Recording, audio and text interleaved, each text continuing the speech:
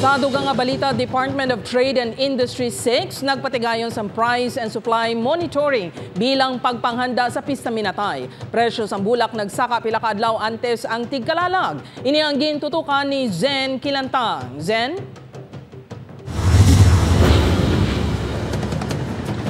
Dirt, humaling kahapon nagsugod na sa pag-inspeksyon ang DTI sa mga supermarket kag grocery stores agud masiguro nga ginapatuman ang suggested retail price sa kandila kag bottled water. Nag-umpisa na sa paglibot ang mga personnel sa Department of Trade and Industry Region 6 sa mga establishmento, retail market kag transport terminal sa tagsa ka probinsya sa Western Visayas. Iniagod i-monitor ang presyo kag supply sang kandila kag bottled water subong nga Pista Minatay. Base sa suggested retail prices and basic necessities and prime commodities, yara sa 16 pesos and 25 centavos tubtub 17 pesos ang 500 ml sang bottled water depende sa brand.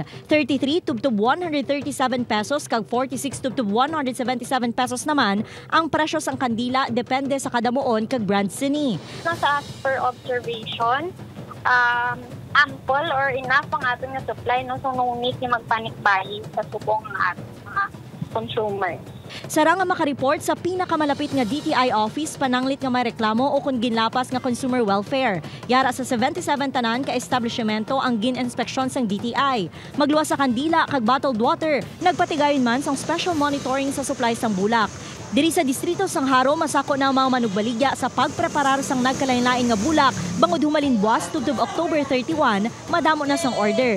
Nagsaka ang presyo sang ordinaryo nga bulak kapareho sang Malaysian Moms, Anthurium kag Stargazer, bangod man sa pagmahal sang bayad sa transportasyon. Ang shipping fee mas mahal-mahal pang gisubong, halin pag pandemic.